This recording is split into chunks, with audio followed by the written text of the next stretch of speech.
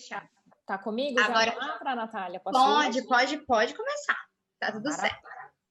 Maravilha. Bom, primeiro quero agradecer o convite. Fiquei muito feliz de ter recebido esse convite. Acho muito bacana a gente, aqui no Brasil, ter essa prática de promover JACs e cada vez mais reunir os estudantes para que a gente possa, em um contexto mais próximo, considerando esse momento de pandemia, discutir temas importantes da análise do comportamento. Então, me senti honrada de poder participar da JAC aqui desse ano de vocês. Então, agradeço novamente a Natália e toda a equipe que planejou isso. Também fico feliz de ter bastante gente aqui com a gente para poder discutir. E vou me apresentar rapidinho. Eu não sei fazer muito isso, mas vou aproveitar aqui e compartilhar a minha tela.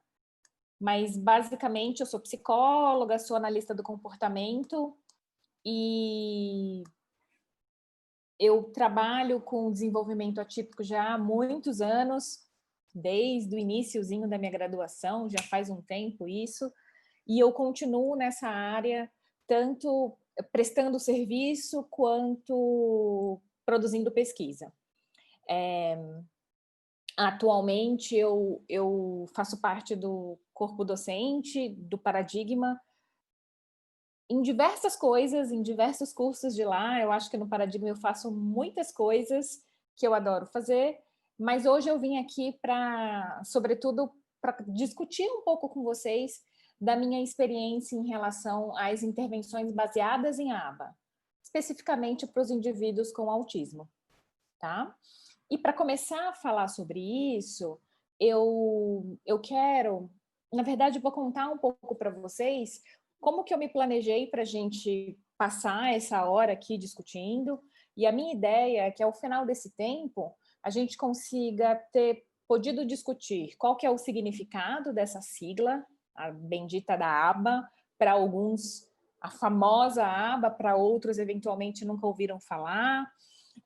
Mas eu quero, sobretudo, trazer aqui algumas concepções errôneas sobre a ABA e desmistificá-las.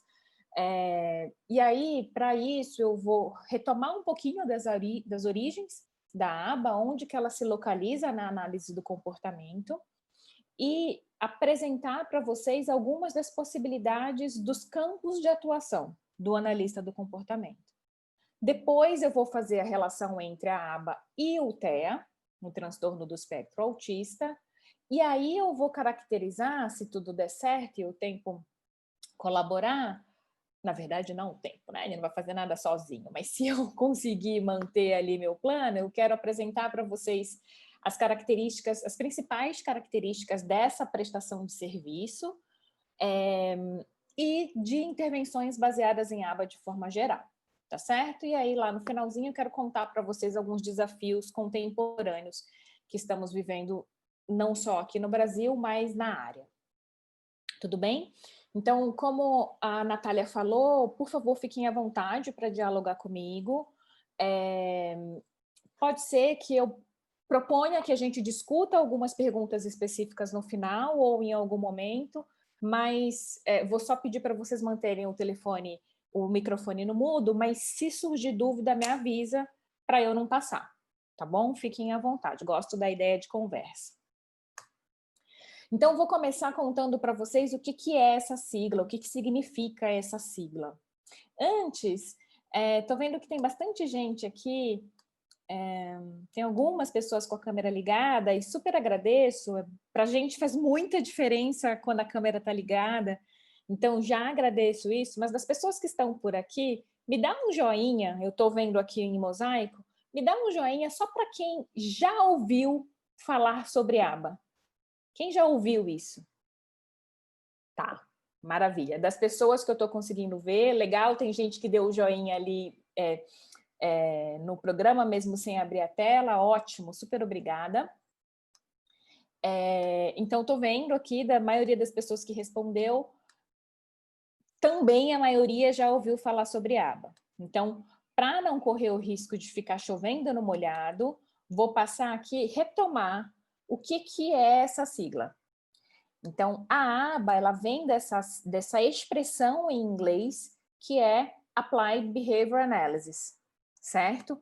Que em português significa análise do comportamento aplicada. Se a gente fosse colocar a sigla, o acrônimo em português, ficaria ACA.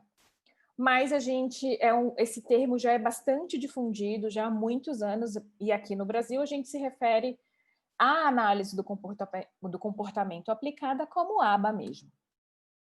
E aí, antes de contar para vocês o que é a aba e a relação dela com o TEA, eu vou contar para vocês o que não é, certo? Embora a gente não costume fazer muitas definições sobre algo baseando-se em não comportamento, baseando-se naquilo que não é a definição, nesta área é muito importante, sobretudo para quem não tem uma proximidade de uma aplicação com base sólida em análise do comportamento, é muito importante resgatar o que não é aba.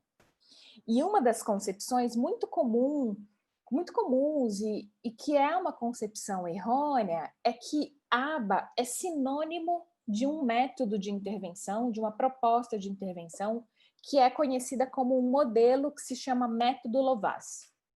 O Lovász, era um psicólogo, também um analista do comportamento, que foi uma pessoa muito importante na área por conta das publicações dele, que conseguiu dialogar com outras ciências, sobretudo com a medicina, e ele criou um instituto de prestação de serviços e pesquisa para indivíduos com desenvolvimento atípico.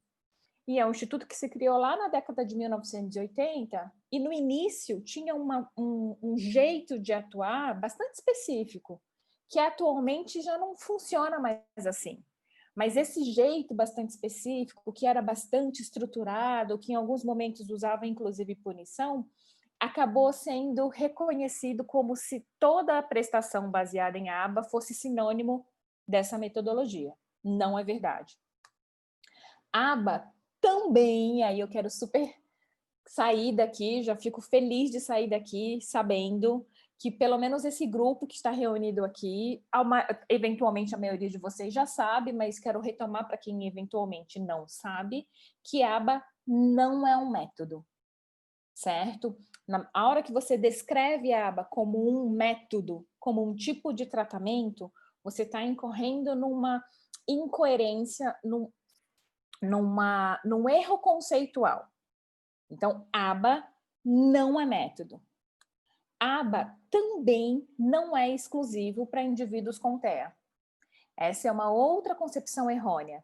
Na verdade, no geral, as pessoas colocam esses dois itens que estão em vermelho num pacote só. A aba é um método de tratamento para pessoas com autismo. Não. Profissional que está descrevendo isso, infelizmente, eu já vi cartão de profissional escrito, fulano de tal, especialista no método aba. Não contrata. Bobagem. Já sabe, já é um indício de que você entende que a pessoa não sabe do que ela está falando. Outra concepção equivocada é de que intervenções baseadas em aba são sempre intensivas. Isso também não é verdade.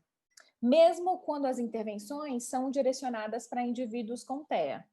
Eu vou contar para vocês quando que isso não acontece. Outra concepção equivocada é que aba é uma intervenção que também é sinônimo de tentativas discretas ou de ensino estruturado. Para quem já ouviu falar, eventualmente já até viu algum tipo de vídeo ou alguma sessão em que tem um adulto e uma criança, em que ambos estão sentados em uma mesinha e uma série de tentativas é apresentada sequencialmente, e a gente até reconhece esse arranjo de ensino como mesinha. Está na hora de trabalhar na mesinha. Não é verdade. Boas intervenções baseadas em aba, elas não se restringem ao ensino estruturado, não se restringem ao ensino apenas na mesinha. Também não se restringem ao ensino na mesinha utilizando cartões. não é também uma característica das intervenções direcionadas para essa população. Outro equívoco é de que intervenções baseadas em ABA só utilizam como estímulos reforçadores, estímulos motivacionais de forma geral, bala, chocolate, iPad, vídeo, como se esses elementos, esses objetos fossem reforçadores universais e que qualquer indivíduo é motivado por, e, sobretudo, crianças com autismo, você só consegue trabalhar se você usar estímulos comestíveis. Bobagem, absoluta bobagem. Outra concepção, que a ABA intervenções baseadas em ABA são realizadas somente em clínicas ou em instituições. Também não é verdade. Outro medo, isso é uma coisa que alguns familiares chegam muito angustiados, de que intervenções baseadas em ABA são baseadas em punição. As pessoas têm essa fantasia de que a gente vai ter um chicotinho lá e vai dar choque nas crianças. Não, é uma intervenção absolutamente que dá um super trabalho para a gente mantê-la com base em reforçamento positivo. Nem sempre a gente consegue, mas não é uma intervenção que é baseada em punição. A gente também não são intervenções que são sinônimo de treinamento militar, também não deixam o indivíduo passivo e robotizado. Essa é uma outra informação super difundida. E vai para a aba, vai virar robozinho. Ah, vai ser adestramento de cachorro. Outra concepção, e aí eu acho que às vezes tem até limitação do profissional mesmo, de que é um tipo de intervenção, de terapia que tem que ser feita em portas fechadas, que o familiar não pode entrar nas sessões, o que para mim é muito estranho. Na verdade não é, eu continuo achando estranho, continuo ficando brava quando isso acontece, mas intervenções baseadas em abas para indivíduo com autismo precisam organizar o ambiente e ensinar formas de interação para todo o ambiente que convive com o aluno com autismo. Não apenas, você não está fazendo uma intervenção apenas para afetar aquele repertório comportamental do seu aprendiz. Você está fazendo uma intervenção para transformar a forma como aquele aprendiz se relaciona com a vida dele e, portanto, com o ambiente social dele. Então, não permitir que familiares, cuidadores, professores, que são as pessoas que mais conviverão com o seu aprendiz, vejam o que você está fazendo, não faz sentido nenhum, certo? Também não é um tipo de intervenção que o foco é para diminuir problemas de comportamento, sabe? Às vezes eu já ouvi muito falar assim, eu passei muito tempo na intervenção no modelo X, mas daí ele foi crescendo e começou a apresentar muita birra, muito comportamento agressivo, e os terapeutas falaram, não tem jeito, agora mesmo é só aba. Então você tem que ir lá resolver essas coisas com uma equipe de aba. Não, intervenções baseadas em aba, elas têm o objetivo, em última instância, de fortalecer um repertório que promova a independência da pessoa que está recebendo. Portanto, parte dessa intervenção pode ser direcionada para enfraquecer mesmo comportamentos que eventualmente estejam atrapalhando aquele indivíduo. Mas a outra parte está direcionada para fortalecer, para ensinar e estabelecer novos repertórios que eventualmente ainda não estejam presentes até aquele momento da vida. E uma outra concepção que a gente já vai esclarecer é que a aba não faz milagre, certo? Que a gente não está aqui para transformar absolutamente a vida de ninguém se a gente não tiver condição em conjunto para. Tudo bem? Então, trouxe aqui para vocês algumas concepções do que aba não é. E, para falar do que aba é, vou retomar aqui rapidinho onde que a aba está inserida, certo? E a gente está aqui numa JAC, numa jornada de análise do comportamento, então eu não vou me ater, mas lembrando que a análise do comportamento ela surgiu como uma proposta de elevar a psicologia a uma ciência mais próxima das ciências naturais, e como toda ciência, ela propôs um objeto de estudo, que é o comportamento, e como toda ciência, ela é embasada por uma filosofia, ela vai desenvolver conhecimento científico por meio de pesquisas, para que esses conhecimentos possam ser utilizados na vida real, na aplicação. E quando a gente pensa na aba dentro de um escopo, como um componente de uma ciência maior, que é a análise do comportamento, a gente precisa lembrar que toda ciência, para ela se constituir como tal, ela precisa desenvolver os princípios fundamentais da ciência. E ela desenvolve esses princípios por meio de pesquisa. A partir do momento que ela vai desenvolvendo pesquisa, novas perguntas surgem e aí ela continua investigando e desenvolvendo aquela teoria. Depois que as pesquisas e respostas surgem, esses princípios fundamentais começam a ser utilizados em comportamentos socialmente relevantes.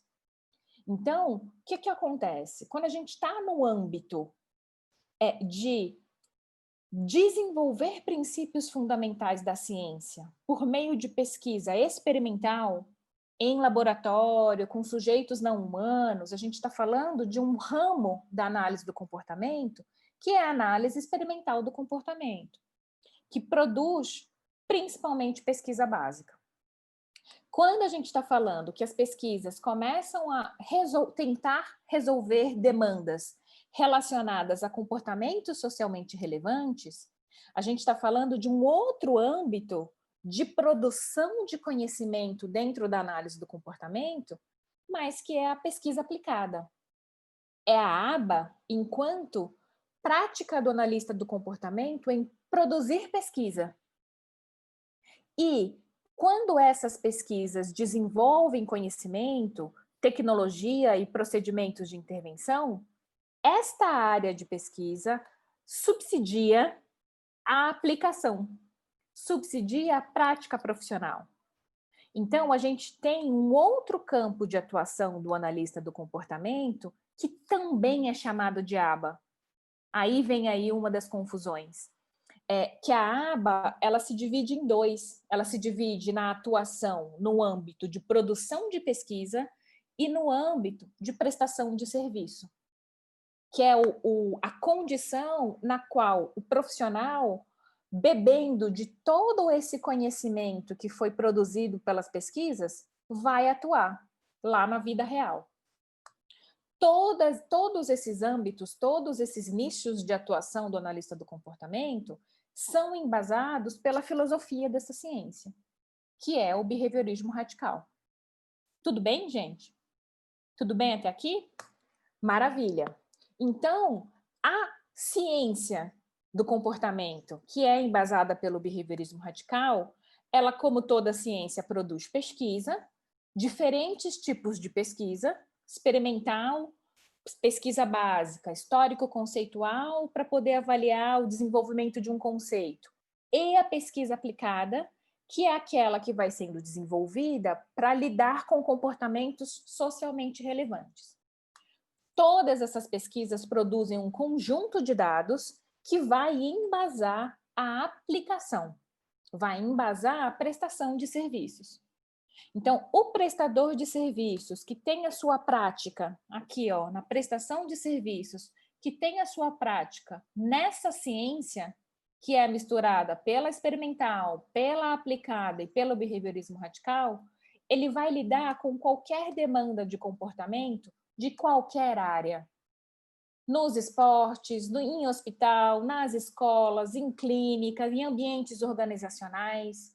E uma das áreas nas quais o analista do comportamento pode atuar a partir desta ciência é a área que desenvolve tecnologia de ensino para indivíduos com desenvolvimento atípico, inclusive o TEA. Então, percebam que a aba é muito mais do que um método. A gente não pode chamar a aba de método. E a aba é muito mais do que um tipo de tratamento para pessoa com autismo. Tudo bem?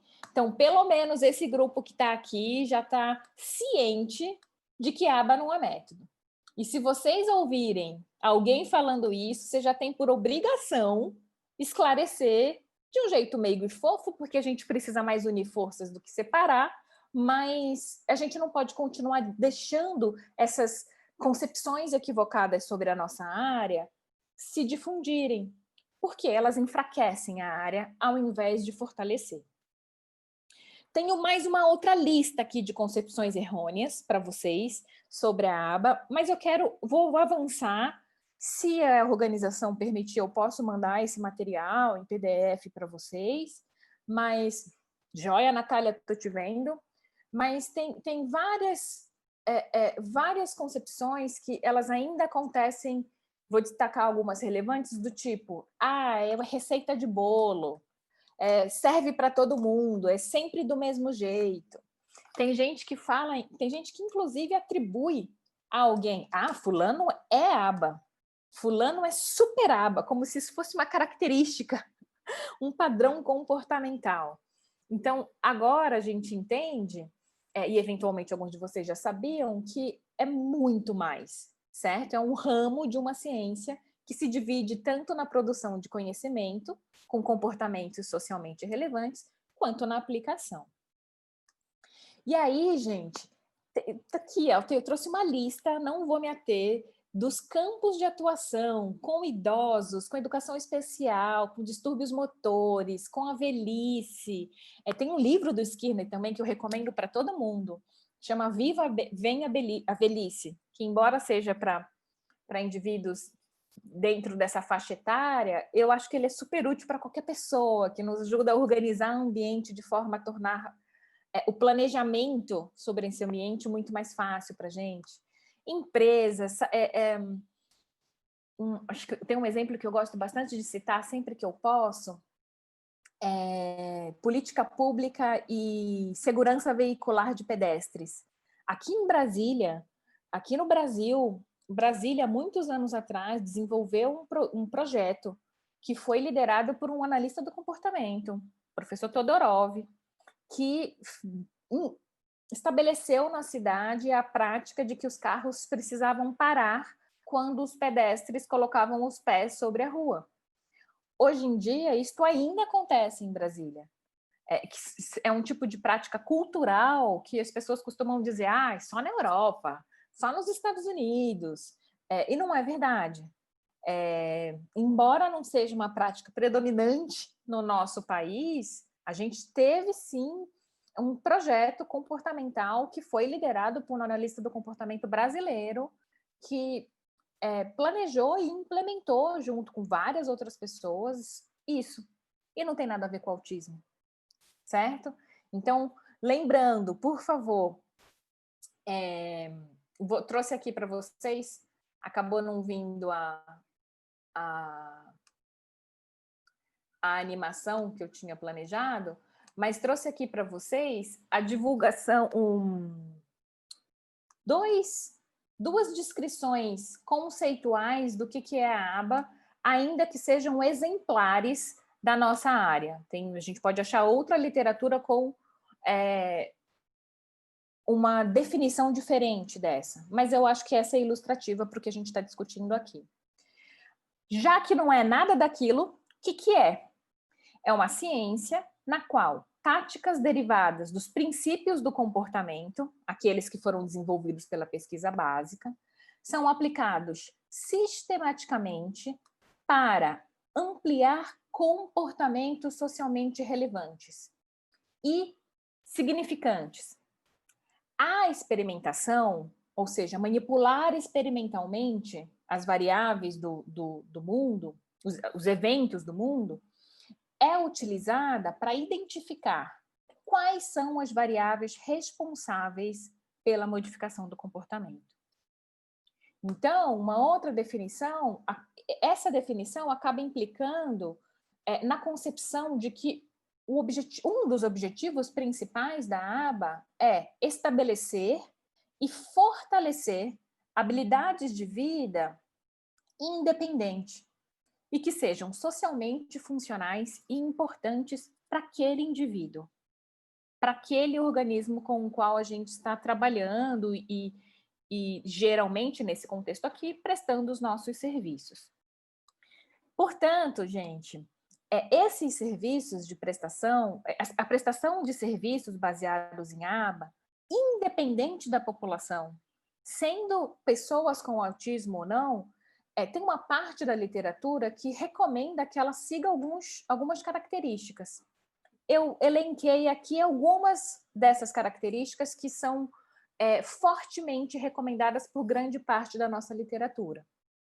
Então, esse tipo de prestação de serviços, ele deveria incluir técnicas ou procedimentos que sejam cientificamente comprovados, porque na medida que a gente sabe que aquele procedimento, aquela tecnologia funciona, isso nos permite implementar ou ajustar essa tecnologia de forma mais segura e, portanto, hipotetizando que vai fazer bem para o nosso cliente. São intervenções que devem enfatizar o reforçamento positivo e avaliação contínua da eficácia. Eu não implemento uma intervenção e fico torcendo para que ela dê certo. Eu preciso constantemente avaliar se ela está funcionando, porque se ela não estiver funcionando para o meu objetivo, alvo, eu preciso mudá-la, certo? Também, ela precisa ser altamente individualizada.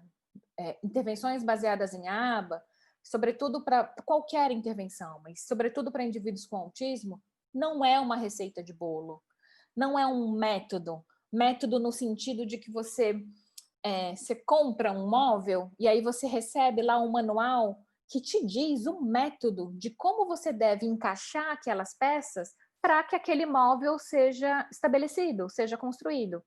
Se você não encaixar aquelas peças daquele jeito, seu móvel não vai estar construído. Você vai ter uma perna, uma base faltando, você não vai conseguir apoiar as coisas. A gente usa esse nome método para uma sequência de ações que precisa ser realizadas daquele jeito para produzir determinado resultado.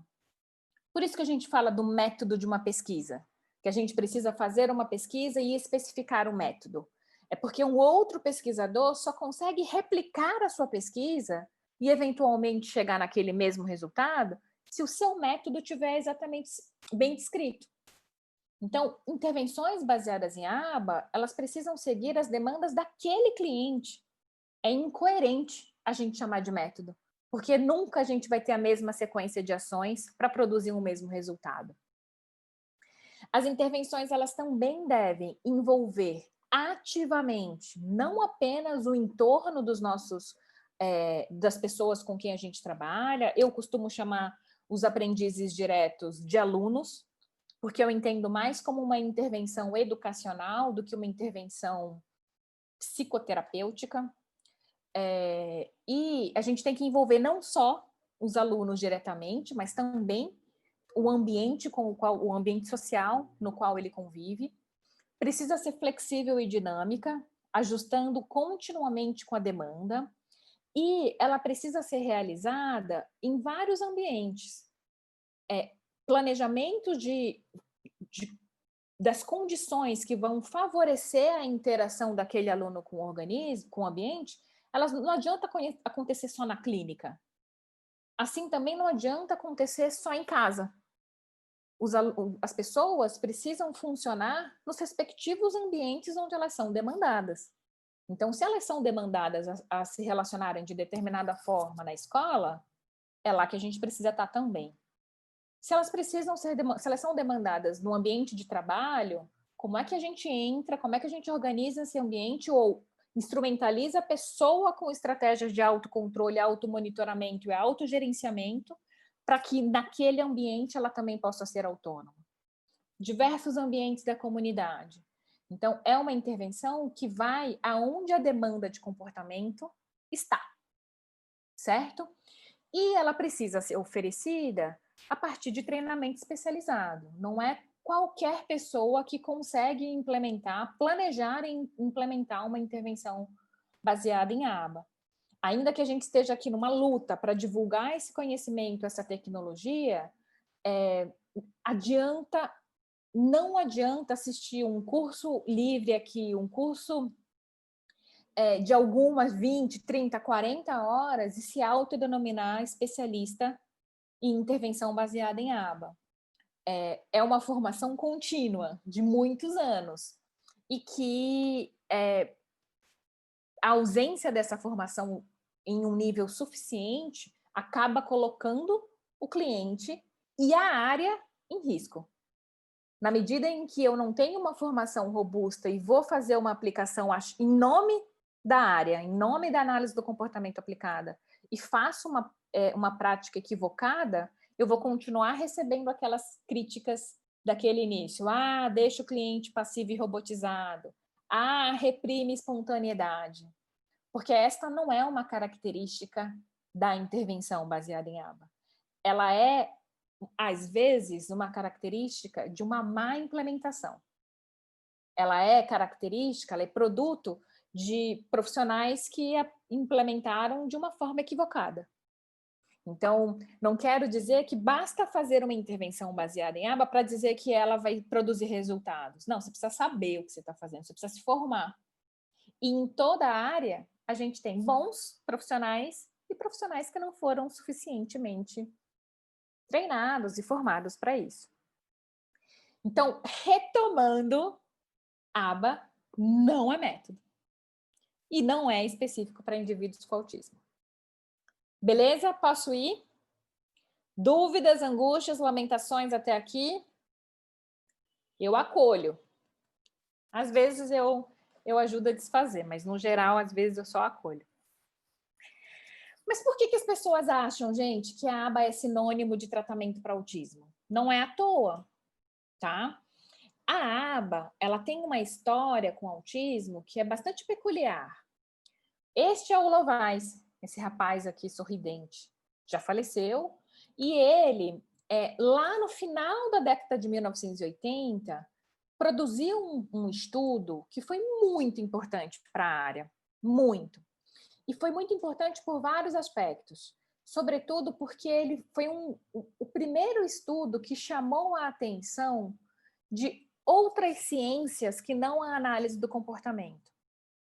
Hoje em dia, vocês sabem que quando a gente fala em prestação de serviço para a saúde, a gente fala de uma epistemologia de ciência, uma visão de ciência que segue padrões muito determinados, geralmente determinados da área da medicina e de outras ciências naturais. Então, para que você possa demonstrar a eficácia de um determinado tratamento ou de alguma intervenção, você precisa seguir alguns parâmetros que são diferentes dos parâmetros que nós, analistas do comportamento, consideramos como uma boa produção de conhecimento científico. Não é que são diferentes, não é que eles são opostos, eles são só diferentes. Então, a gente está vivendo uma pandemia em que a gente ouve o tempo todo, tal remédio funciona, não funciona, a vacina está no estágio X do estudo, está na fase tal, precisa ser um estudo robusto, com um N muito grande, muitas pessoas, precisa ser um estudo de duplo cego, um delineamento de grupo. E estudos com delineamento de grupo, nos quais a gente pega um montão de pessoas, divide em 2 grupos, um recebe o tratamento, o outro não recebe, são delineamentos que não... um delineamento que não é o mais comum na nossa área. A gente gosta e a gente sabe fazer pesquisas, a gente sabe mais fazer pesquisas a partir de delineamentos de sujeito único, em que não é só com uma pessoa, mas é que a nossa análise não é a média do grupo. A nossa análise olha para aquele indivíduo. A gente quer saber o que funciona ou o que não funciona para aquela pessoa, e não para o que funciona mais para a maioria das pessoas. E aí, como a gente faz pesquisas, sobretudo com delineamento de sujeito único, outras áreas de produção de conhecimento não têm, eu posso dizer assim, eles não têm o mesmo nível de confiança nas nossas pesquisas, nessa metodologia, do que nas pesquisas que são mais familiares para eles e que são as dos jeitos que eles mais sabem fazer melhor. E aí este rapaz, ele decidiu fazer uma pesquisa com essa metodologia que é mais comum na medicina, por exemplo. Ele pegou lá um grande número de crianças com autismo, dividiu em 2 grupos e, para um grupo que ele chamou de grupo intervenção, ele apresentou uma intervenção de 2 anos, bastante intensiva, de mais ou menos 40 horas de intervenção por semana, treinou ali familiares, professores, e mas antes da intervenção, ele fez uma série de medidas. Ele mediu o QI dessas crianças, mediu uma série de baterias de habilidades adaptativas. E aí, apresentou a intervenção por 2 anos e, ao final de 2 anos, ele mediu de novo tudo aquilo que ele tinha medido. QI, baterias de testes psicométricos e viu o resultado. A outra metade do grupo, o que ele fez? Ele não deu a mesma intervenção. Eram grupos de fila de espera lá do instituto no qual as crianças participavam. E aí, para esse grupo de fila de espera, ele também apresentou a intervenção baseada em aba, mas numa intensidade muito menor e muito mais compatível com o que essa criança teria no serviço comum de atendimento, não lá do instituto. E também mediu antes, 2 anos dessa intervenção menos intensiva e mais compatível com o serviço regular, não é serviço público, porque era público, no serviço regular de atendimento, e a medida posterior, depois que acabaram os 2 anos. E o que ele viu? Ele chamou isso de grupo de intervenção, quem recebeu a intervenção baseada em aba, e o grupo controle, os alunos que recebiam a escola regular, a escola típica. O que ele viu é que dos participantes que receberam a intervenção, metade deles, depois da intervenção, tiveram pontuação de QI considerado como normal, QI dentro da média. Antes da intervenção, era tudo abaixo da média, essas crianças, né? Ou limítrofe e tudo mais.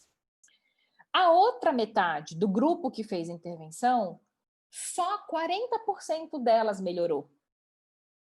Certo? E 10% das crianças, mas teve uma melhora substancial, ainda que não tenha mudado o QI. E 10% melhorou quase nada. Então, mesmo recebendo 2 anos de intervenção, 10% ali melhorou muito pouco. Agora, o outro grupo, o que não recebeu a intervenção, só 2% melhorou bastante. Ao passo que 98% melhorou pouco. Então, pela primeira vez, a gente teve na literatura científica um estudo com a metodologia que a medicina atenta, falando, olha, a gente consegue mudar QI de pessoa com autismo. Olha, a gente consegue desenvolver repertório comportamental a partir de um determinado modelo de intervenção. E aí, intervenções baseadas em aba surgiram como uma alternativa para pessoas com esse diagnóstico, que até então era diagnóstico sinônimo de, estou sendo exagerada, sinônimo de sentença de morte. Prepare-se aí, família, porque não tem o que fazer. E aí, gente, ao longo do tempo, 5 anos depois desse estudo, a gente teve alguns estudos de follow-up mostrando que aquelas crianças que tinham se beneficiado, 5 anos depois, elas continuavam com as habilidades que elas aprenderam e a maioria delas estavam inseridas no sistema regular de ensino, ou com pouco apoio, ou sem apoio, sem AT, sem nenhum tipo de adaptação, ou com suporte mínimo. Então, em termos de política pública, isso daqui é muito importante. Porque na medida que você consegue diminuir o tipo de suporte que você tem que oferecer no sistema de educação, e lá nos Estados Unidos isso é mais estruturado, o Estado gasta menos em educação especial. Portanto, vamos olhar para esse negócio aí. Vamos olhar para isso, porque parece vantajoso, inclusive economicamente. Na mesma época, no final da década de 90, depois que saíram esses estudos, Essa pessoa, que chama Catherine Morris, ela é analista do comportamento, na época ela não era, mas ela é mãe de 2 pessoas com autismo. E ela publicou esse livro, que em português chama-se Deixe-me Ouvir a Sua Voz. E é um livro que narra a trajetória dela em busca de tratamento para os filhos. Então, a gente tinha 2 áreas. A área acadêmica, olhando para as pesquisas e intervenções baseadas em ABA, e a gente tinha a literatura de gente como a gente. A literatura do senso comum, com um boom, um best-seller, mostrando que esta família só conseguiu melhorar a qualidade das crianças e da própria família depois que encontrou analistas do comportamento que puderam prestar atendimento baseado em ABA. A partir daí, gente, foi uma loucura. Todo mundo começou a ir atrás de profissionais que fizessem essas benditas intervenções baseadas em ABA. Mas isso acabou ficando conhecido como ABA, como terapeuta ABA, como método ABA. Tudo bem? E aí, de lá para cá, a prevalência do TEA só aumenta. Até 2 anos atrás, a gente até achava que ela estava estabilizando o número de pessoas que são diagnosticadas. Mas não, agora em 2020 saiu um outro dado mostrando que a tendência de estabilidade voltou a subir. Então, hoje, a cada 54 pessoas, uma tem TEA. É muita gente. É muita gente. Entre o círculo de amizade de vocês devem conhecer pelo menos 2 ou 3 pessoas com TEA. Na graduação, na turma de vocês, se tiver lá 50, 40 alunos, uma turma e meia já tem uma pessoa com TEA, quiçá uma. Então, e a prevalência entre meninos e meninas, pessoas que nascem com esse, assim, como homens ou mulheres, biologicamente, a prevalência é de 4:1, certo? O que é a implicação disso, gente? Muitos tratamentos pseudocientíficos, não necessariamente eficazes, alguns deles prejudiciais. Vou contar para vocês uma das coisas mais absurdas que eu ouvi durante essa minha história, é de uma tal de réptil-terapia, que a ideia era a criança entrar em contato com animais répteis e aí ficar passando a mão na tartaruga, ficar passando a mão na cobra, porque aquilo ia fazer com que a criança se conectasse com o mundo exterior. E, gente, desculpa, eu não conheço se essa abordagem, se é que eu posso chamar esse tratamento, serve para alguma coisa, mas eu conheço que serve para pessoas com TEA e não serve. Então, já ouvi história de pessoas vendendo carro para poder fazer esse tratamento. É uma irresponsabilidade. Então, a gente precisa saber, entrei hoje no Google, antes de entrar, se eu coloquei lá, tratamento para autismo, porque é isso que os pais fazem, né? Os pais recebem o diagnóstico e vão para o Google saber o que acontece. Tem lá 168 bilhões de resultados em menos de 1 segundo. Então, a gente difundir exatamente o que funciona é muito importante. Nas últimas décadas, surgiram 3 revisões sistemáticas independentes de órgãos sem fins lucrativos que levantaram na literatura de forma geral que tipo de procedimento e intervenção mostrava a eficácia para pessoas com TEA.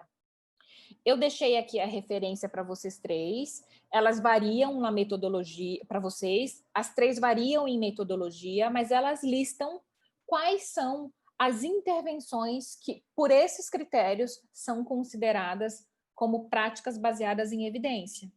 E se recomenda que sejam utilizadas. Lembrando que não basta olhar aqui e aplicar como se fosse uma fórmula. Não, o profissional precisa adequar a demanda daquele indivíduo. Precisa ser compatível com a idiosincrasia daquela criança, daquele adulto, daquele ambiente.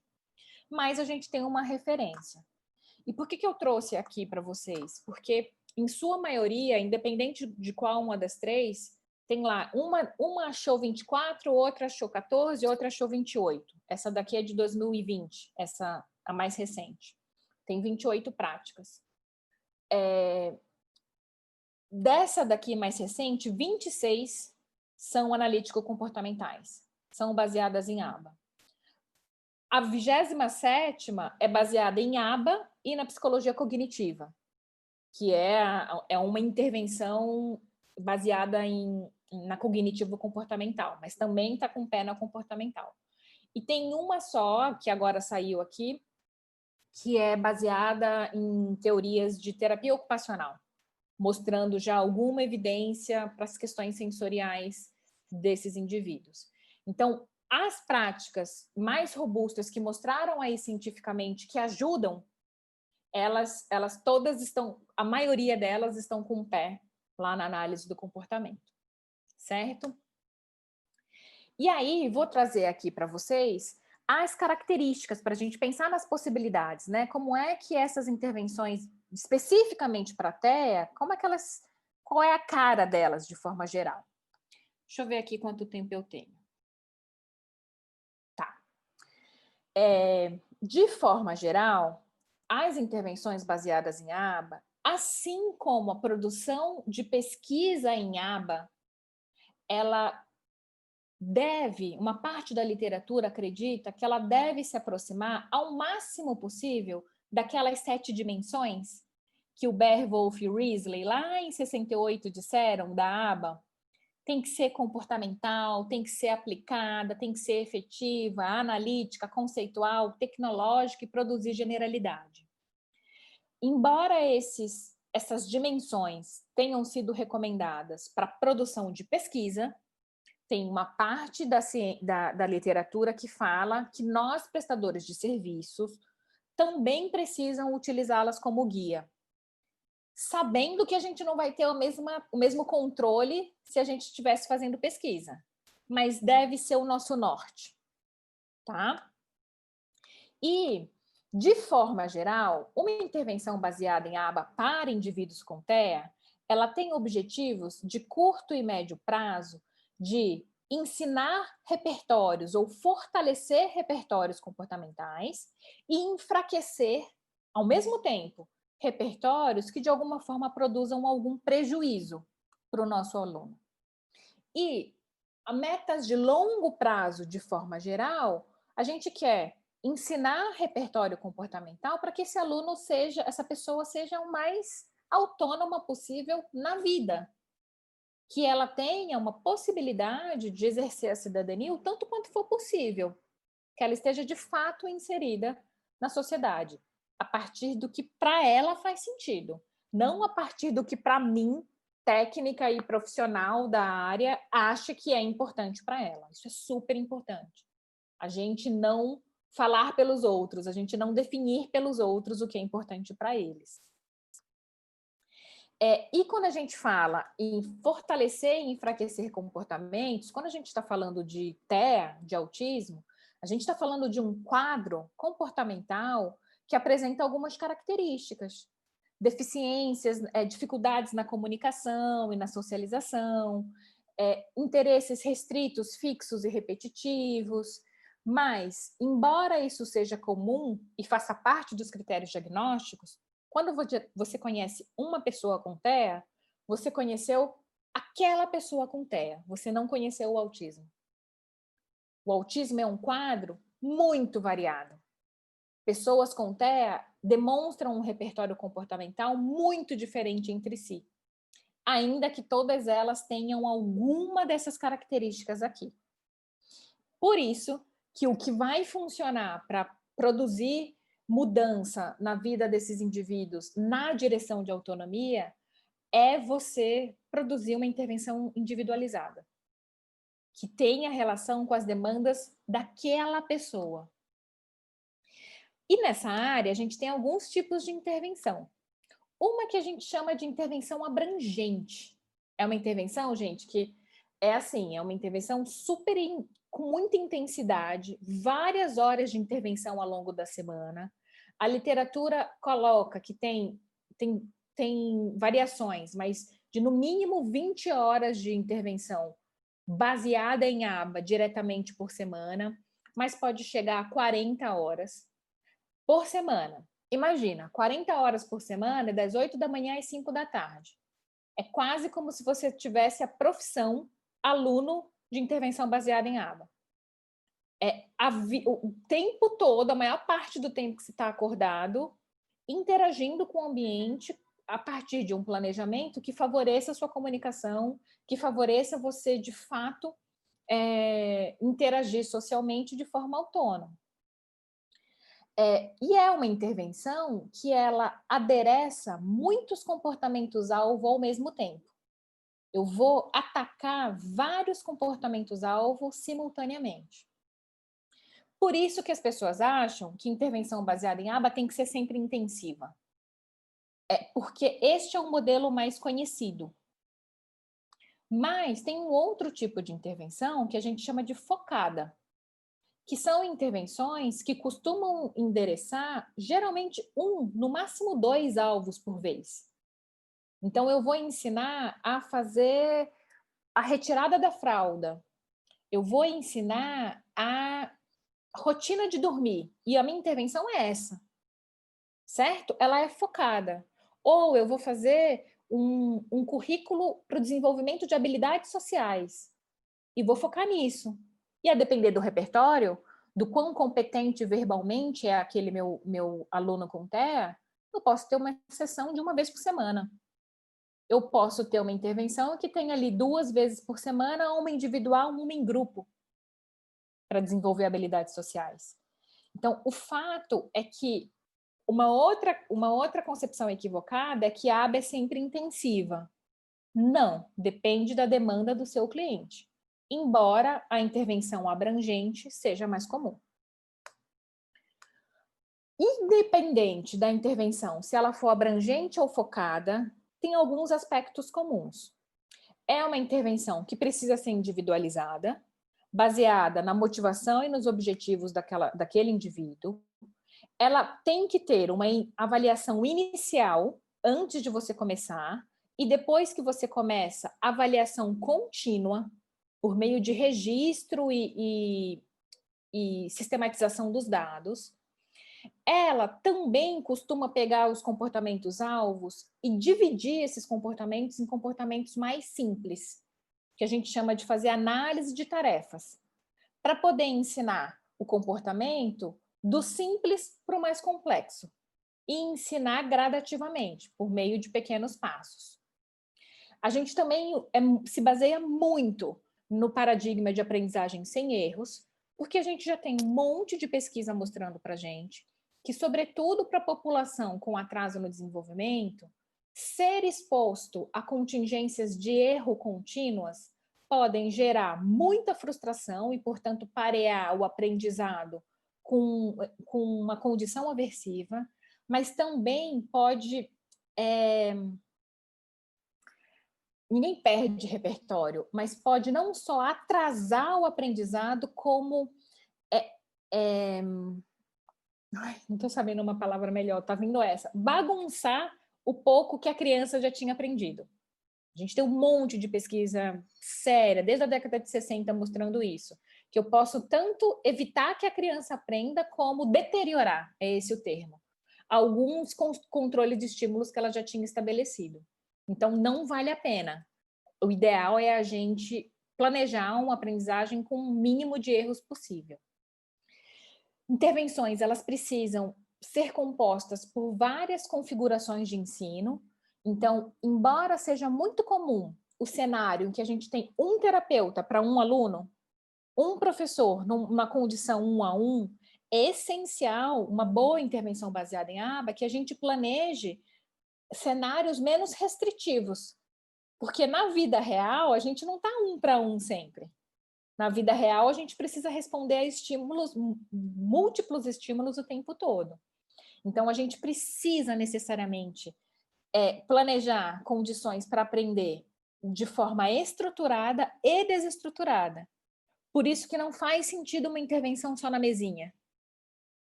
Não faz sentido você usar o tempo todo uma estrutura muito controlada. porque a vida não é assim. Por outro lado, tem repertórios que você não vai conseguir aprender direto no ambiente natural. Pode ser que você se exponha a muito erro e a risco. Então, você precisa o tempo todo ficar variando num contínuo de arranjos de ensino. Arranjos mais estruturados e arranjos menos estruturados. Tudo bem?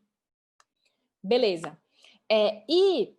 São intervenções que também precisam contar com planejamento de generalização, porque nem sempre o aprendizado se generaliza automaticamente. Aliás, tem algumas demonstrações empíricas mostrando que a generalização é um fenômeno, um processo que pode demorar ou pode não ocorrer em alguns repertórios, e ela vai depender do seu arranjo, da forma como você planeja o ensino. Então, você precisa planejar a generalização. E, por fim, um outro aspecto comum é você considerar múltiplos agentes de ensino. É muito diferente de um formato de psicoterapia mais tradicional, seja para psicoterapia infantil, em que tem ali um terapeuta, a criança vai para a terapia, fica naqueles 50 minutos, 1 hora com o terapeuta, e aí depois volta para casa com as orientações que os pais precisam fazer para manutenção ou estabelecimento do comportamento. Não, aqui todo mundo, até porque é um programa de ensino, você muda a forma como a criança se relaciona com o ambiente dela, você não muda a resposta isoladamente. Então, para o repertório mudar, o ambiente tem que mudar. Portanto, todo mundo tem que estar envolvido. Tudo bem? E aí, gente, de forma geral, intervenções para essa população, de forma bem didática, tá? Que é uma separação que eu fiz, ela é dividida nessas 4 etapas. Uma avaliação inicial, depois um planejamento, você planeja quais as estratégias e os procedimentos que você vai utilizar, depois você implementa esses procedimentos e, por fim, você faz a avaliação contínua. Depois que a gente dá esse primeiro start, esse processo ele fica circulando o tempo todo, ele fica variando o tempo todo. E aí, na avaliação inicial, a gente faz uma avaliação bem geral do repertório, bem abrangente do nosso aluno. E a ênfase não apenas naquilo, não é na ênfase topográfica, naquilo que o aluno faz ou deixa de fazer. Também tem a ênfase funcional, no para que serve aqueles comportamentos que a gente está vendo o nosso aluno exibir. Trouxe aqui para vocês alguns exemplos de alguns protocolos de avaliação que são comumente utilizados nessa área e que eles podem ajudar na sua análise da avaliação inicial. Mas, infelizmente, em toda a área, pode ser que esses protocolos acabem sendo utilizados pelo profissional de uma forma muito rígida, como se eles em si fossem a intervenção. Então, eles não são. Eles te ajudam e eles também não servem para qualquer pessoa com autismo. Eles te ajudam a ter um norte do que você pode avaliar. Mas não adianta você simplesmente aplicá-lo e esperar que aqueles repertórios que estão lá listados se desenvolvam. Eles são mais um instrumento para compor a tua análise. A tua intervenção será individualizada se você usar isso como ferramenta, não como fim. O fim não é preencher as lacunas da VB-MAP, por exemplo.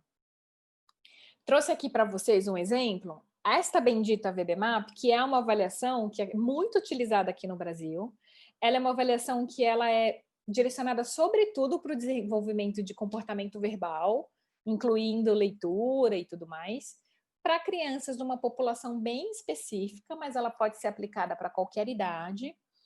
E a lógica dessa avaliação, eu costumo usar bastante quando a criança tem esse repertório, mas não é só ela que eu uso. A lógica é assim, ela é composta por vários componentes, eu trouxe os 2 principais aqui para vocês. Do lado esquerdo, a gente tem os marcos do desenvolvimento. E cada quadradinho desses significa um comportamento ou uma classe de comportamentos, certo? Supostamente, entre 0 e 36 meses, qualquer pessoa que tenha todos esses marcos presentes no repertório é capaz de aprender qualquer coisa. Então, a ideia é que isso daqui é capaz de aprender qualquer coisa em relação a comportamento verbal, deixa eu ser bem clara. Então, quanto mais essas quadradinhos estiverem preenchidos, mais presente está no repertório os marcos do desenvolvimento. Quanto mais vazio, mais lacunas precisam ser preenchidas naquele repertório. Esse lado mostra o componente de barreiras de aprendizagem. Aqui é o oposto. Eu tenho várias barreiras, vários repertórios que atrapalham os indivíduos a aprenderem. Aqui, cada quadradinho desse é um critério. Então, se ele estiver preenchido, significa que aquela barreira está presente. Então, quanto mais preenchida esse gráfico, mais barreiras de aprendizado um aluno tem. Então, a ideia que a gente tem é de encher isso daqui, de enriquecer o repertório e enfraquecer as barreiras. Então, estou mostrando aqui para vocês de um cliente meu, uma avaliação antiga, quando a gente começou a intervenção, eu tenho autorização para mostrar isso, quando a gente começou a intervenção, ele tinha esses repertórios, eram compatíveis principalmente com o nível 1 da VB-MAP, que é o mais básico dos repertórios iniciais. Depois eu vou mostrar, e aqui são as barreiras dele, quando que ele tinha, o que ele tinha de barreira no início de intervenção. Depois eu mostro o que acontece.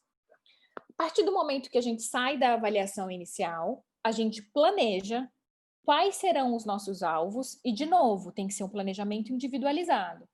Ainda que a gente ataque simultaneamente várias áreas, habilidades motoras, de comunicação, de autocuidado, acadêmicas.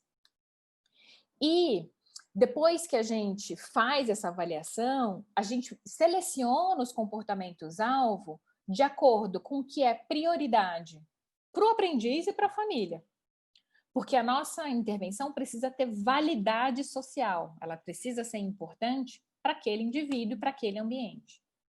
A gente também planeja a carga horária, vai ser 20, 30, 10 horas, vai ser intervenção focada, vai ser 40 horas, onde vai ser? Na escola, em casa, na clínica? Vamos ao cinema, vamos para o parque? A gente planeja tudo. Quais procedimentos de ensino a gente vai usar inicialmente e quem serão os agentes de ensino. Depois que a gente planeja, a gente vai para a fase 3 e implementa, que na verdade nada mais é do que começar a intervenção de fato, diretamente, tentando criar um ambiente o mais motivador possível, porque sem motivação não existe aprendizagem. O que a gente quer é chegar na casa ou na clínica e a criança já querer vir direto para a gente, porque ela sabe que ali vai ter reforçamento, não necessariamente vai ter MM, porque comestível não é reforçador universal. E a gente, nessa implementação, além de trabalhar diretamente com a criança, também tem que ter outros cuidados, como a supervisão dos aplicadores, a orientação da família e de todos os outros profissionais que eventualmente estejam envolvidos, e o registro minucioso do desempenho. A gente registra o tempo todo o que a criança faz. Implementamos, a gente tem que entrar naquela última fase, que é da avaliação contínua. E nessa avaliação contínua, ela é essencial para eu saber se o caminho que a gente escolheu está indo na direção de atingir aqueles alvos ou se eu preciso ajustar alguma coisa, se eu preciso mudar a intervenção. E aí, vou mostrar para vocês aqui uma reavaliação daquele mesmo caso que eu mostrei. Um ano depois naquele meu cliente, a gente refez a avaliação. É uma avaliação que você faz conforme você acha melhor, mas se recomenda que você avalie pelo menos uma vez por ano. E antes, os marcos de desenvolvimento que estavam presentes no repertório dele eram os que estavam em azul. Um ano depois, com toda a programação de ensino, foi uma programação bastante abrangente, ele tinha terapia todos os dias da semana, ele adquiriu esses outros marcos que estão em verde, certo? Em vermelho é porque na época que eu tirei essa foto eu estava na dúvida e eu queria reavaliar. Então, observem que o repertório ele vai se ampliando, se enriquecendo gradativamente.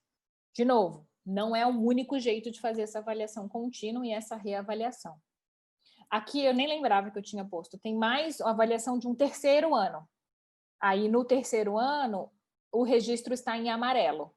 Então vejam como o repertório dele foi se ampliando. Tudo bem? E aí, gente, para a gente ir finalizando, vou contar aqui para vocês algumas das variáveis que estão descritas na literatura como variáveis relacionadas ao sucesso das intervenções baseadas em aba. Uma delas é o início precoce. Quanto antes a intervenção começar, melhor.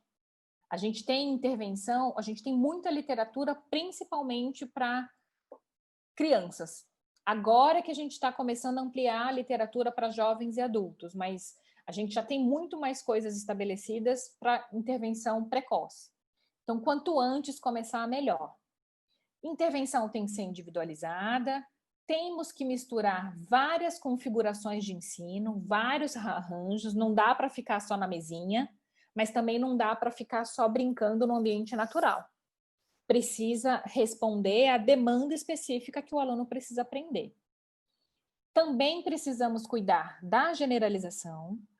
Tem aqui um relato na literatura que intervenções abrangentes, a duração mínima para você ter um resultado robusto é de 2 anos de intervenção.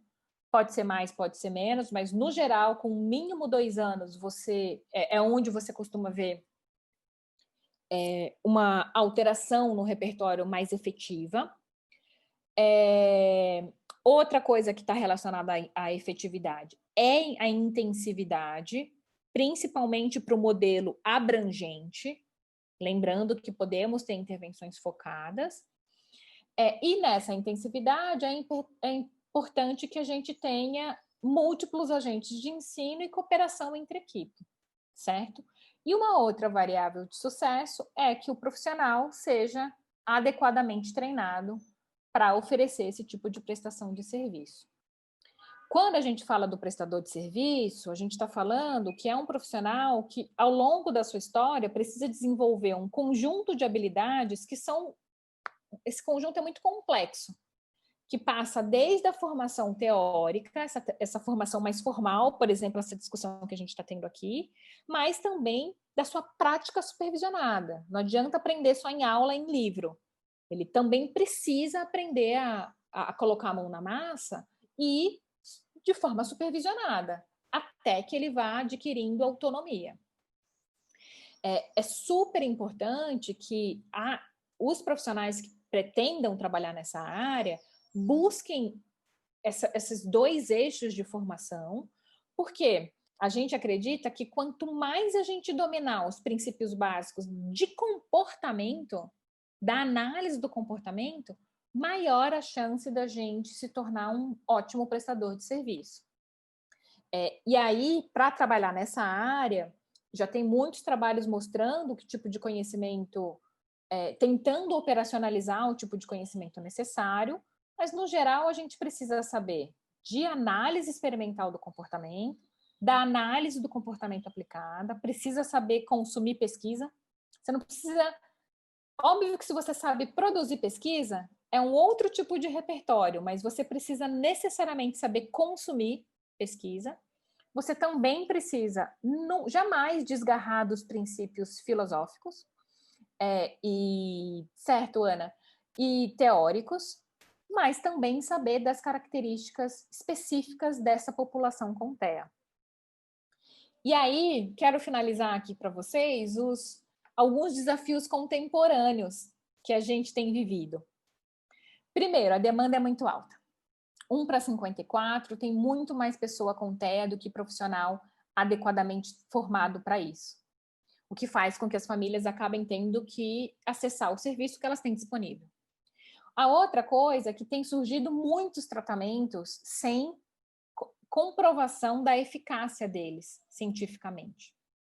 E aí, se a gente tem lá um monte de revisão sistemática de instituições sem fins lucrativos, então, supostamente com uma certa parcialidade ali, mostrando que intervenções baseadas em análise do comportamento são as que mais têm demonstrado na ciência resultados positivos, a gente vira o nosso olhar para a formação em análise do comportamento. E a formação em análise do comportamento, ela é muito escassa. Aqui no Brasil, ela está vinculada à psicologia. Você, no nível de graduação, só entra em contato com a análise do comportamento se você estiver fazendo um curso de psicologia. E não é só psicólogo que pode contribuir para indivíduos com TEA. Então, a gente precisa olhar para essa formação, para os profissionais que têm uma demanda grande aí a responder. Um outro desafio é a variabilidade no repertório dos alunos com TEA. É um espectro autista, não é um padrão de comportamento mais comum. E, por conta dessa variabilidade, a gente precisa da colaboração de muitos profissionais. E, às vezes, a concepção teórica desses profissionais é muito diferente da concepção de aprendizagem e de homem que a análise do comportamento tem. Então, infelizmente, a gente às vezes se esbarra aí na necessidade de vencer essas barreiras de diálogo para, de fato, olhar para o que todo mundo quer, que é o desenvolvimento daquela pessoa que está recebendo o serviço. Outra coisa, é um cenário político e econômico, estamos sujeitos a isso, estamos no mercado de trabalho, então existe aí todo um lobby de quem é que pode fazer esse trabalho, outras áreas da psicologia muito incomodadas com o fato de cada vez mais a ciência e os médicos recomendarem para esse nicho específico, para pessoas que tenham formação em análise do comportamento. E aí, em função disso, várias associações e instituições estão tentando determinar quem é um analista do comportamento que tem uma formação mínima adequada para prestar esse serviço. Cada uma respondendo a variáveis específicas. A gente tem esse tipo de movimento internacionalmente, fora daqui do Brasil, e aqui no Brasil agora pela BPMC. O fato é que tem muitos desafios e várias coisas para a gente resolver. Mas eu agradeço de novo a oportunidade de sentar com vocês para discutir, porque a gente precisa, enquanto analistas do comportamento, estar sob controle da nossa concepção de homem e de aprendizagem. Então, para a gente, o diagnóstico, o rótulo em si, ele nos dá uma diretriz dos padrões de comportamento para os quais a gente deve olhar. Mas a gente tem que olhar, de fato, para aquele indivíduo. Então, eu trouxe aqui essa citação do Skinner, que eu acho que ela cabe nesse momento, porque, embora a gente esteja mostrando uma série de evidências, evidenciando que a gente tem tecnologia para poder ajudar essa população, é importante que a gente não considere nenhuma prática como imutável. A gente precisa ser flexível o suficiente para mudar e, vou falar nas palavras do Skinner, mude e esteja pronto a mudar novamente. Não aceite a verdade eterna. Experimente. E aí, neste campo, o que eu quero fazer um convite a vocês é que muitas vezes a gente acaba vendo a prestação de serviços nessa área como fulano é autista mesmo, então não vai dar para aprender. Nem adianta eu me preocupar com isso porque ele tem autismo. Puxa, mas também você está querendo isso? Fulano é autista. E a gente, da nossa concepção de homem, não faz sentido. Na verdade, a responsabilidade maior é nossa. Não porque estamos na posição de salvadores de pessoas com deficiência, mas porque a gente acredita que se aquela pessoa, ainda a despeito dela ter esse rótulo que só descreve um padrão de comportamentos, se ela ainda não aprendeu determinada coisa, não é porque ela é autista e ponto. É porque a gente ainda não arrumou o melhor jeito de ensiná-la. Então, continuemos procurando, continuemos atrás, continuemos experimentando para que a gente possa contribuir dentro do que a gente consegue alcançar. Era isso, gente. Era isso que eu queria discutir com vocês. Vou interromper, deixa eu ver que horas são. Temos 5 minutinhos só. Falei pra caramba, né? Então, por favor, fiquem à vontade se tiverem alguma dúvida. Acabei de receber um bate-papo aqui. Deixa eu ver. Posso ler, meninas, o bate-papo aqui para colocar para o grupo? Joia. A Giovana colocou assim: é bem difícil desvincular a aba do TEA. Concordo, Giovana. Porque a grande maioria das formações em aba são voltadas para TEA. Inclusive, atendo uma criança que não tem o diagnóstico de autismo, mas o livro que baseia a intervenção indicado pela clínica é o livro Autismo. Então, isso acaba confundindo as pessoas mesmo. Também vejo muita gente discutindo nos grupos, por algumas vezes chamarem de método e, quando são corrigidas, ficarem sem saber como se referir ao trabalho. Olha, Giovana, eu concordo com você, eu acho que a gente tem aqui uma questão problemática de mercado mesmo. Então, coloca um curso para profissional ou para familiar que trabalha com autismo, esse curso vai vender, independente de quem está dando o curso ou não. Então, acho importante a gente ficar atento a isso. E eu, Cássia, vou falar a forma como eu me refiro ao meu trabalho.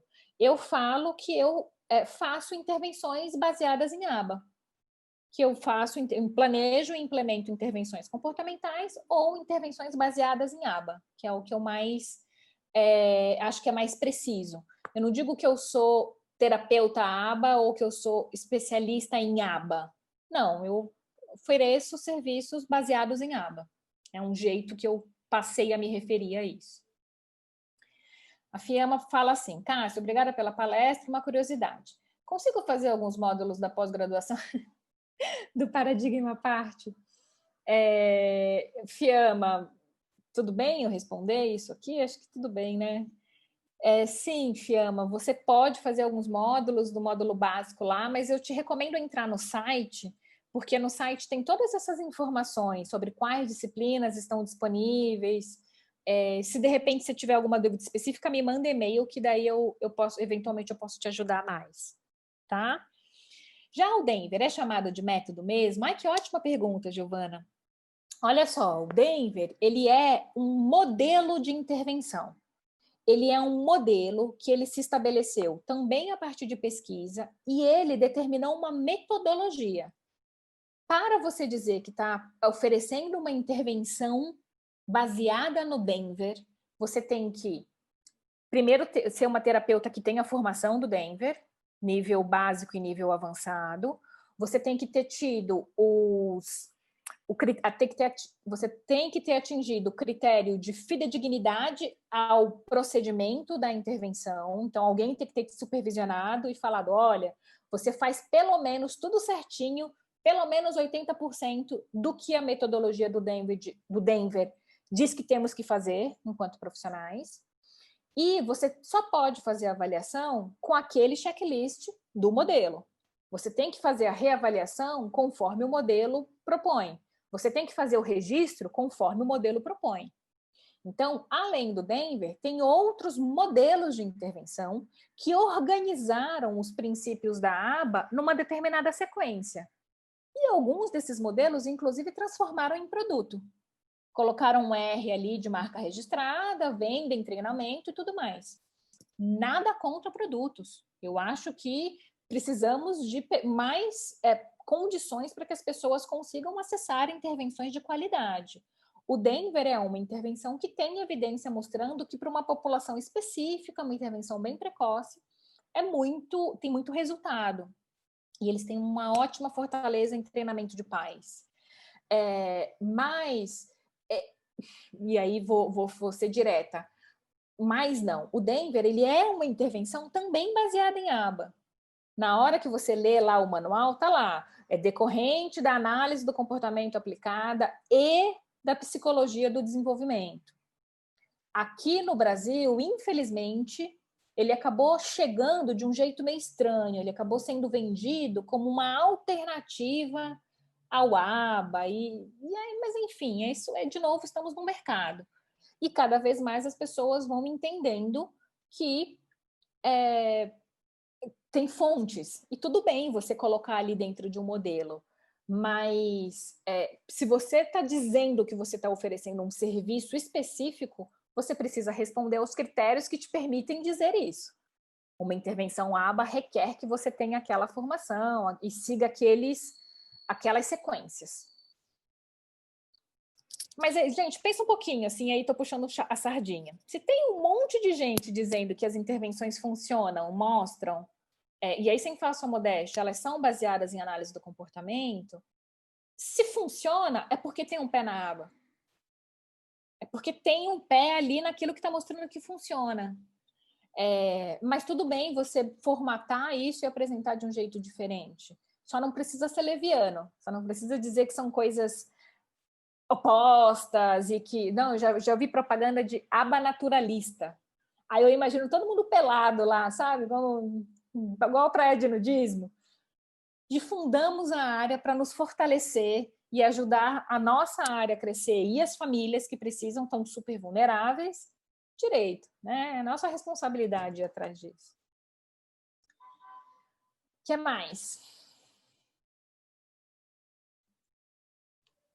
Olha, na verdade nem é uma pergunta, é um elogio, porque eu vejo, assim, geralmente chega muito, né, essa dúvida.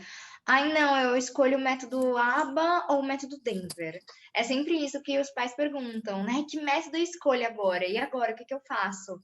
Né? E geralmente eles vão pelo preço, né? Então, assim, o método Denver agora é tipo top, é muito mais caro. Então, se é mais caro, deve ser melhor. Então, ficou assim meio que por ideia de preço, né? Por ideia de comércio mesmo, né? Uma coisa que é vendável e no fim. É a organização de como que você estrutura a análise do comportamento aplicado, são modelos, né? Mas eu tento assim difundir exatamente o que você passou. Eu falei, gente, graças a Deus eu não tô louca. Eu me senti assim menos maluca. Eu tento falar a mesma coisa assim 1 milhão de vezes, então eu gostei muito. Eu achei muito bom. Que bom. É que é difícil mesmo, Natália. É difícil primeiro é isso, a gente não pode esquecer que somos seres humanos, portanto, estamos respondendo a todas as variáveis, filo, onto e culturais, as variáveis de controle. E o mercado é uma delas, e uma forte. Então, eu entendo quando você fala que tem uma parte da população desses consumidores que vão sob controle dessa regra. É mais caro, deve ser melhor. Mas também tem uma parte que responde, gente, quanto mais barato é o que eu vou fazer. E aí, eventualmente, vai para uma intervenção uma vez por semana que não tem nada de comportamental. Então, o nosso papel é pensar em difundir corretamente o que é a prestação de serviço, que características ela deve ter. Ela tem que ter uma avaliação, ela tem que ter uma análise contínua, ela tem que ser focada naquele cliente, ela pode ser intensiva ou não, porque, infelizmente, os familiares são reféns. E é nosso dever para que a gente consiga sair desse modelo clínico do qual a gente bebe e pensar em política pública daqui da frente. Porque ainda é uma formação cara. Profissional para trabalhar nessa área precisa se especializar muito. E tem muito autista, tem muita pessoa com autismo no mundo. Como é que a gente faz isso chegar sem deturpar os nossos princípios teórico-conceituais, mas respondendo a uma demanda que está dando tapa na nossa cara? Eu não tenho essa resposta. Eu estou investindo na formação, na área da formação, mas é uma parte. Por isso, assumam a responsabilidade todo mundo junto. Penso sempre que junto a gente é mais forte. O que mais, minha gente?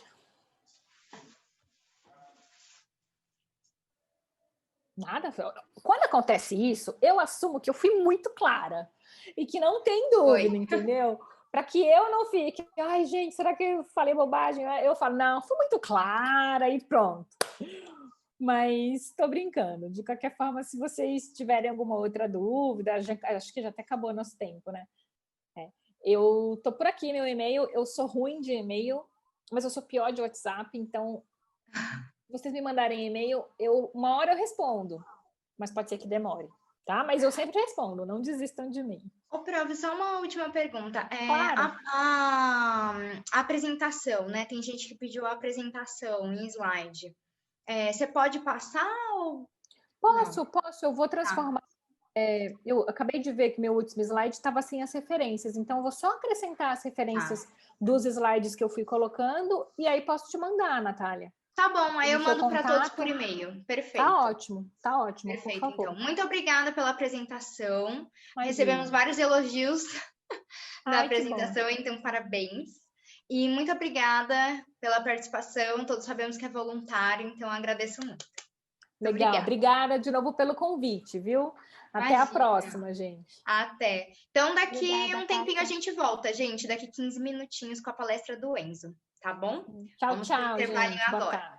Tchau, tchau.